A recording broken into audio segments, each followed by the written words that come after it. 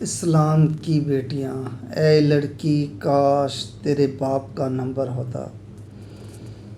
مکہ مکرمہ میں موجود ہمارے ایک دوست کل ملاقات کے لیے تشریف لائے۔ دوران گفتگو انہوں نے ایک ایسا واقعہ سنایا کہ جسے سن کر دل خون کے آنسو رونے پر مجبور ہو گیا۔ انہوں نے سنایا کہ اپریل 2023 رمضان کا مہینہ تھا اور میں اپنی فیملی کے ساتھ ہاڑو ریلوے اسٹیشن سے راجدھانی ایکسپریس ٹرین میں چڑھا۔ وہ ریزرویشن والی بوگی تھی۔ دراصل مجھے کلکتہ سے پٹنہ کے لیے جانا تھا۔ ابھی میں اپنا لیگیج وغیرہ رکھ کر فیملی کو بٹھا ہی رہا تھا کہ ایک طرف سے کسی کے سلام کرنے کی آواز آئی۔ میں اس طرف متوجہ ہوا تو دیکھا ایک دیندار اور باشرح آدمی سامنے کھڑا ہے۔ اس کے لباس اور وضاحت سے لگ رہا تھا کہ وہ کوئی عالم دین ہے۔ سلام دعا کے بعد انہوں نے ایک نوجوان بچی کی طرف اشارہ کیا جو برقع میں ملبوس تھی مگر اس کا چہرہ کھلا ہوا تھا، جو کچھ ہی دوری پر کھڑکی کے ساتھ والی سنگل سیٹ پر بیٹھی ہوئی تھی۔ اس لڑکی کے بالکل سامنے والی سنگل سیٹ اس وقت بالکل خالی تھی۔ ان صاحب نے بڑی عاجزی سے کہا کہ وہ میری بیٹی ہے جو پٹنہ جا رہی ہے۔ وہ وہاں ایک ہاسٹل میں رہتی ہے اور کالج میں پڑھتی ہے۔ وہ اس وقت اکیلی سفر کر رہی ہے، لہٰذا آپ سے درخواست ہے ذراً کرم اس کا خیال رکھیں۔ کیونکہ ہمارے دوست بھی شرعی وضاحت میں تھے تو ممکن ہے کہ ایک باپ کے طور پر انہوں نے امید اور بھروسے کے ساتھ یہ بات کہی ہوگی تاکہ اللہ نہ کرے اگر ان کی معصوم سی لخت جگر کو کوئی مسئلہ پیش آ جائے تو کوئی مسلمان بھائی مدد کے لیے موجود ہو۔ لہٰذا وہ اپنے دل کی تسلی کا سامان کر رہے تھے۔ بیٹی تو بہرحال ہر باپ کے دل کے لیے قیمتی اثاثہ ہوتی ہے۔ اس کی عزت اس کے دل کا سکون ہوتی ہے۔ ہمارے دوست فرماتے ہیں کہ میں نے اس سے کہا کہ جی ٹھیک ہے، یہ میری فیملی بیٹھی ہوئی ہے، آپ اپنی بچی سے کہہ دیں اگر کچھ ضرورت ہو تو وہ میری اہلیہ سے بات کر لے۔ وہ فرماتے ہیں چونکہ میں خود بھی سامان اور اپنے بچوں کی فکر میں لگا ہوا تھا تو میں ان سے زیادہ گفتگو نہ کر سکا اور نہ ہی ان کا کوئی رابطہ نمبر لے سکا۔ جب ریل پلیٹ فارم چھوڑنے لگی تو وہ مولانا صاحب اپنی بچی کو الوداع نگاہ کہہ کر ریل سے اتر گئے۔ رات کا وقت تھا اور تقریباً 600 کلومیٹر کا سفر تھا اور پوری رات ریل گاڑی میں ہی گزارنی تھی۔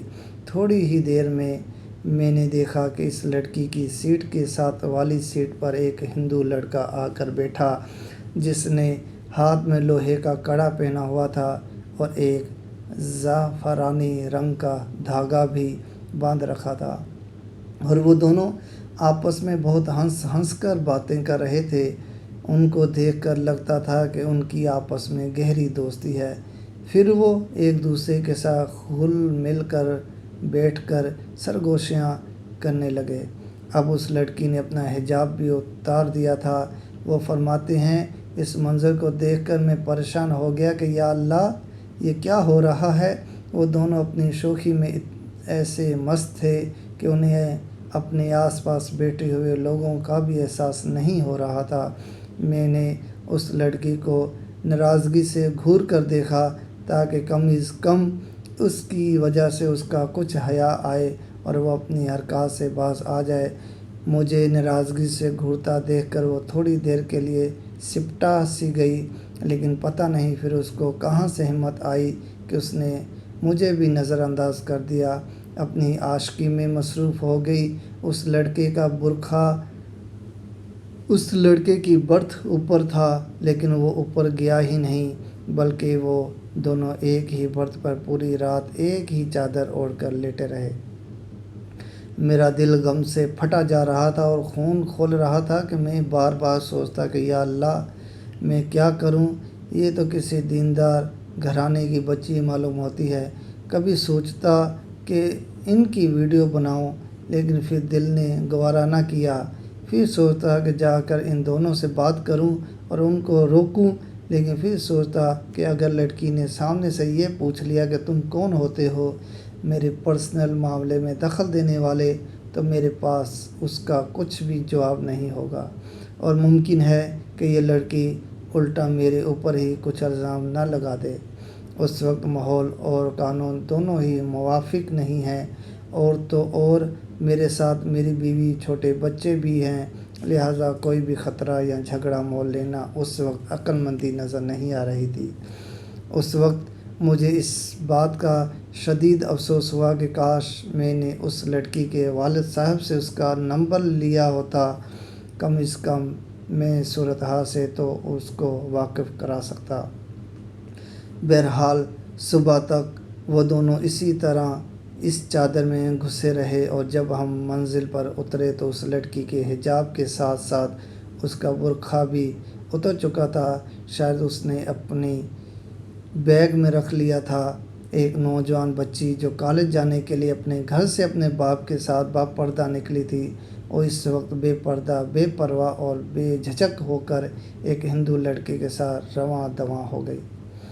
ہمارے دوست بڑے ہی درد کے ساتھ فرمانے لگے، مجھے اس واقعے پر اور اپنی بے بسی پر انتہائی افسوس اور دکھ ہوا۔ مجھے رہ رہ کر اس لڑکی کے والد صاحب کا داڑھی اور ٹوپی سے سجا خوبصورت چہرہ یاد آ رہا تھا۔ ان کا اپنی بچی پر اس طرح اندھا اعتماد کرنا اور پھر لڑکی کا اس طرح ان کے اعتماد کا خون کرنا سب ہوش اڑا دینے والا تھا۔ وہ صاحب تو اس خوش فہمی میں مبتلا ہیں کہ ان کی بیٹی حیا کی چادر میں لپٹ کر تعلیم حاصل کر رہی ہے، اور ان کو کان و کان تک خبر نہیں کہ ان کی لخت جگر تو کسی غیر کی باہوں کی زینت بن چکی ہے۔ اس لڑکی نے ریلوے اسٹیشن سے جاتا دیکھ کر میں نے اپنے دل میں کہا کہ اے لڑکی، کاش تیرے باپ کا نمبر ہوتا۔ آج کس بات کا رونا روئیں اور کس کو مورد الزام ٹھہرائیں؟ یہ وقت بچوں کو اپنے سے دور دراز علاقوں میں بھیج کر کالج اور یونیورسٹی میں پڑھانے کا ہرگز نہیں ہے۔ ان کو اپنی نگاہوں کے سامنے رکھتے ہوئے مسلمانوں کے اسکول اور کالجز میں پڑھانا ممکن ہو تو پڑھائیں، ورنہ ایسی تعلیم سے محرومی اچھی ماحول پر فتن ہے، اور موبائل فون معصوم ذہنوں کو اس فتنے سے آشنا کرنے کا آسان سبب اور ذریعہ ہے۔ اپنے بچوں پر اندھا اعتماد نہ کریں، ان کی عمر ہی ایسی ہے کہ وہ کبھی بھی جذبات کی لے میں بہہ سکتے ہیں۔ وقت پر اپنے بچوں کی شادی کی فکر کریں۔ مزید تعلیم تو شادی کے بعد بھی حاصل کی جا سکتی ہے۔ اس ویڈیو کا مقصد نوجوان بچوں کے ماں باپ کو جھنجھوڑنا ہے تاکہ وہ ہوش کے ناخن لیں اور بے فکر نہ رہیں، اور اللہ کرے کہ اس بچی کے باپ تک بھی یہ ویڈیو پہنچ جائے۔ جزاک اللہ خیر۔